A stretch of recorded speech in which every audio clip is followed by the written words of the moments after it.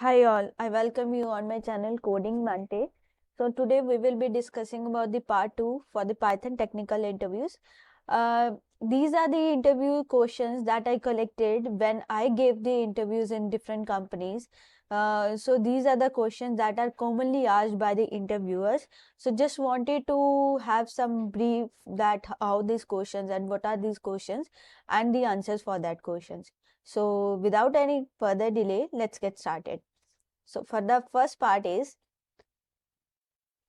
difference between iterator, iterable and generator. So for every question I will give you 1 to 2 seconds just to think so that you can answer yourself first, then we will look into the answers. Difference between iterator, iterable and generator. Okay, so let's get started. For the first part, iterable is an object that returns an iterator. An iterator is an object that produces the next value in sequence when you call next function on some iterable object. Let's suppose you have defined one object or you have some list, and in that list after you are giving some you are iterating it, you can give the next function, then the output what we will get is an iterator. Okay, and generators are lazy iterators created by the generator function using yield. So sometimes we don't want to get the error like stop iteration. So we use a custom iterator that we can call as generator, where we get the output in the form of yield. Okay, so now let's go with the second part. Second question is, what is group by function in Python?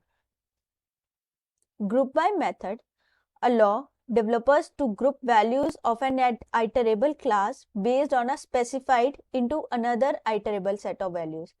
Let's suppose you have some list. In that list you have a different kind of data and you want to group it like in the example given below, it is like things in that we are having that animal, bear, animal, duck, plant, then vehicle, and then we want to segregate, or we can say we want to sort it out that how many values having the animal, or just to get the each part or each portion of that whatever the list we are getting or the collection we are getting, then we use group by.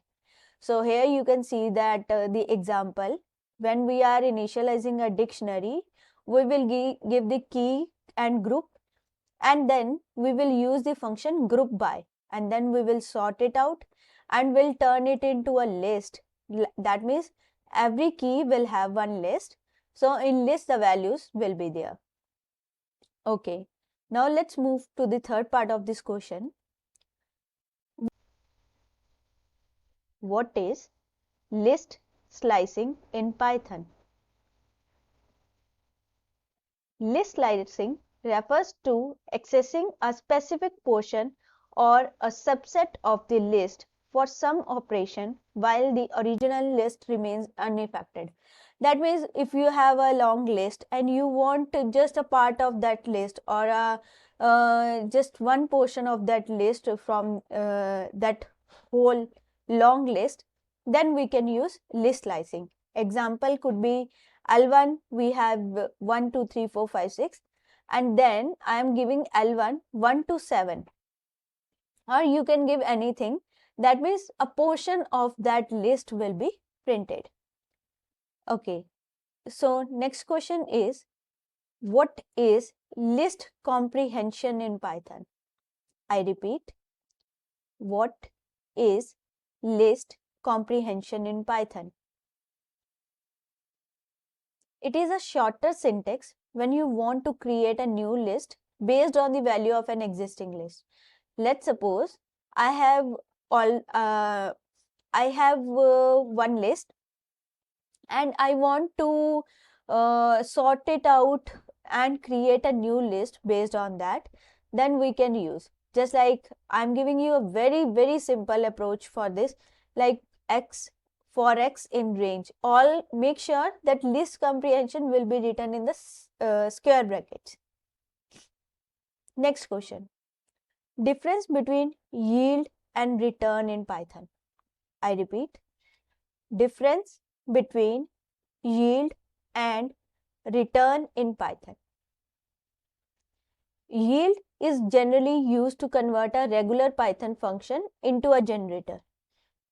Return is generally used for the end of the execution and returns the result to the caller statement.